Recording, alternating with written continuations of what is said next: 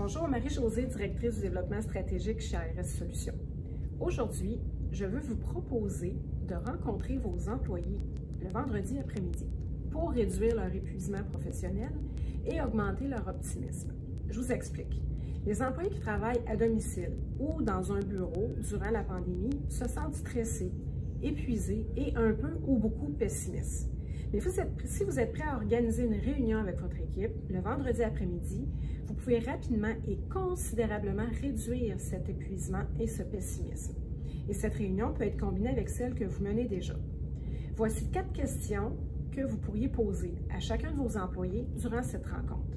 La première, donnez un exemple d'au moins une réussite de cette semaine. La deuxième, quelle a été votre plus grande frustration de cette semaine? La troisième, de quelle réalisation êtes-vous le plus fier pendant la semaine? Et la quatrième, quelles leçons tirez-vous de vos succès de la semaine que vous allez appliquer la semaine prochaine?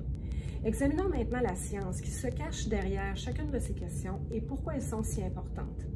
L'optimisme est associé à une grande variété de résultats positifs, notamment une meilleure santé mentale et physique, la motivation, les performances et les relations personnelles. Il existe de nombreuses études sur l'optimisme qui prouvent ses bienfaits. Entre autres, dans une étude, les médecins ont évalué des patients d'âge moyen devant subir un pontage coronarien. 6 mois après l'opération, les chercheurs ont constaté que les optimistes étaient 2 fois moins susceptibles que les pessimistes de nécessiter une nouvelle hospitalisation. Une étude intitulée « L'engagement des employés dépend moins des managers que vous ne le pensez » porte sur 11 308 employés et gestionnaires et a prouvé que seulement 13 % des personnes ont un niveau d'optimisme élevé, alors que près de 33 % des personnes ont plutôt un niveau d'optimisme faible ou modérément faible. Et le résultat le plus frappant concernant l'optimisme, c'est peut-être que les personnes très optimistes sont 103 % plus inspirées à donner le meilleur d'elles-mêmes au travail. Une autre statistique impressionnante provenant de cette étude, c'est que dans 42 % des organisations, les personnes très performantes sont en fait les moins engagées. Alors, les employés qui vous apportent le plus de valeur sont souvent moins engagés, soit satisfaits, inspirés, etc., que ceux qui vous amènent le moins de valeur de manière fiable. Comment un employé très performant perd-il son engagement? Alors, les causes sont multiples, du manque de différenciation à la prise en charge des employés peu performants, mais quelles que soient les spécificités, de nombreux employés très performants sont frustrés par quelque chose ou quelqu'un au travail.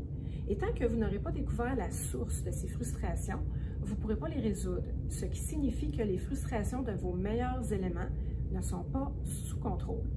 En posant la question lors de votre réunion, non seulement vous, en tant que responsable, allez découvrir des frustrations précédemment cachées, mais il est fort probable que quelqu'un d'autre dans l'équipe ait en fait une solution toute prête.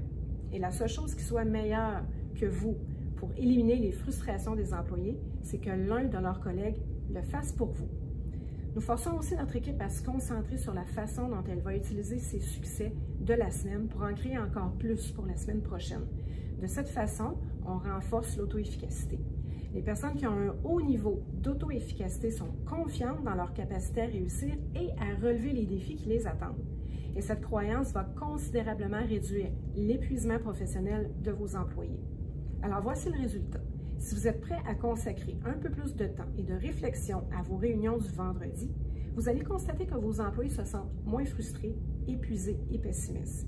Et ça va considérablement augmenter leur engagement et leur performance. Bonne journée!